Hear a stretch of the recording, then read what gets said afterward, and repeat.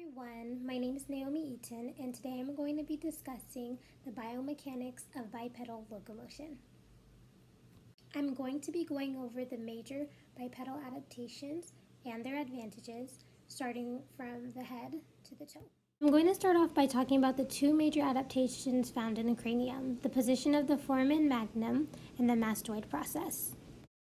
The foramen magnum is the large hole at the base of the cranium that allows the brain to connect to the spinal cord.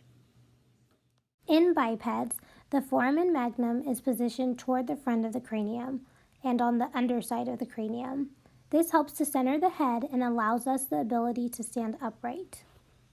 Positioning has to do with how the neck and skull sit atop the spine.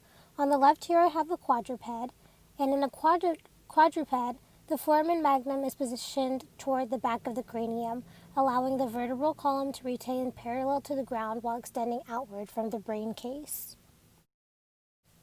On the right here I have a biped, and if a biped had a more posteriorly positioned foramen magnum, like a quadruped, its normal relaxed head orientation would be tilted slightly upward because its upright vertebral column would extend down from the back of the skull. This means that the biped would have to constantly use its neck muscles to pull its head down to look forward.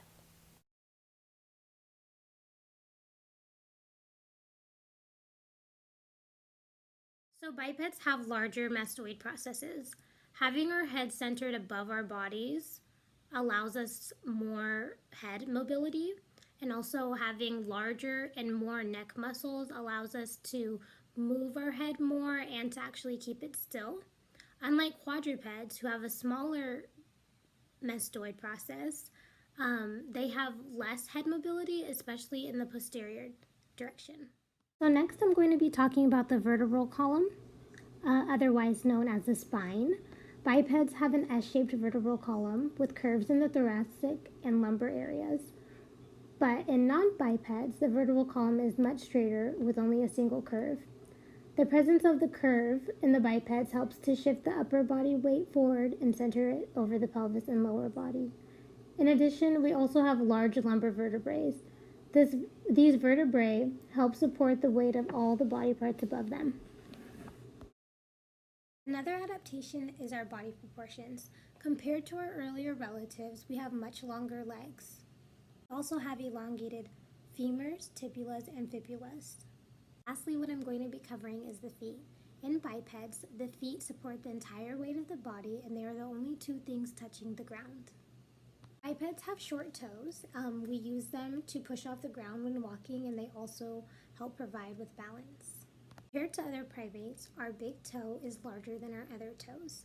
The big toe helps with supporting the weight of our body and transmitting force as we take steps. Another big difference in bipeds is that the toes are all parallel to each other, unlike the toes in many other primates. We don't pick things up or grasp things with our toes.